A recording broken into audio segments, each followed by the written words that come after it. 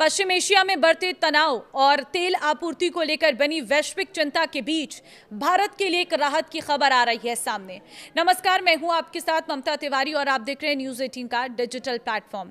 करीब 20,000 ton LPG लेकर Marshall Islands के झंडे वाला टैंकर सीमी सुरक्षित रूप से गुजरात के कच्छ जिले स्थित कांडला पोर्ट पहुंच गया है। यह टैंकर 13 मई को रणनीतिक रूप से बेहद महत्वपूर्ण हॉर्मुज को पार कर भारत पहुंचा है।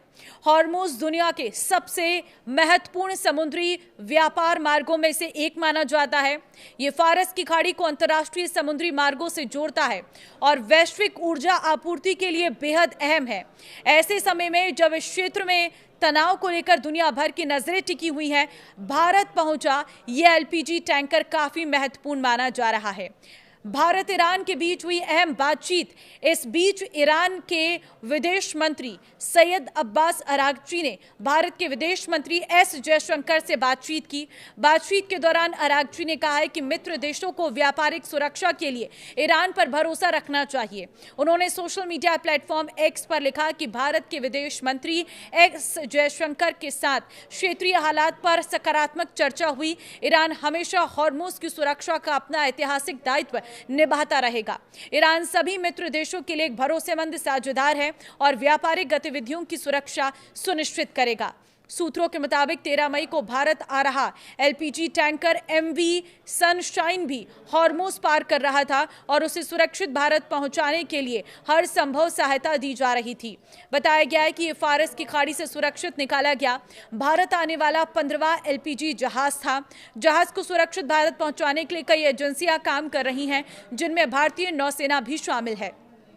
ईरान के उप विदेश मंत्री काजेम ने यह कहा है कि क्षेत्र में शांति स्थापित करने के बाद हॉर्मुज की स्थिति पहले से बेहतर हो जाएगी। उन्होंने कहा है कि वहां पारदर्शिता और सुरक्षा बढ़ेगी और अंतर्राष्ट्रीय कानून से बाहर जाकर कोई कदम नहीं उठाया जाएगा।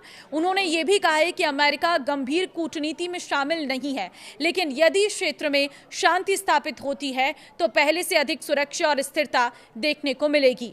ब्रिक्स देशों के विदेश मंत्रियों की बैठक से पहले नई दिल्ली में बातचीत के दौरान काजेम ने कहा है कि पश्चिम एशिया में तनाव कम करने के लिए भारत की किसी भी पहल का ईरान स्वागत करेगा। उन्होंने भारत की भूमिका को निष्पक्ष बताते हुए कहा कि भारत हमेशा शांति के पक्ष में रहा है।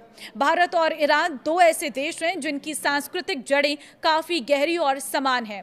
दोनों देशों के बीच लोगों से संबंधों को भी काफी महत्व दिया जाता है। ईरानी उप विदेश मंत्री ने कहा है कि क्षेत्रीय तनाव कम करने के लिए यदि भारत कोई कूटनीतिक पहल करता है तो तेहरान उसका स्वागत करेगा।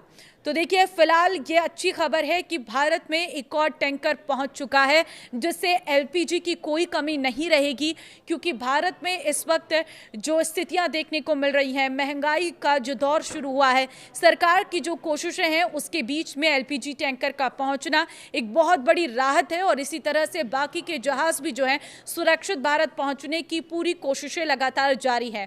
भारत के प्रधानमंत्री नरेंद्र मोदी इस वक्त कई देशों की यात्रा पर हैं और ये यात्रा भी बहुत महत्वपूर्ण है, क्योंकि इससे भारत में जो संकट आया है खास तौर पर ईंधन का, उसे कम करने की एक बड़ी कोशिश है।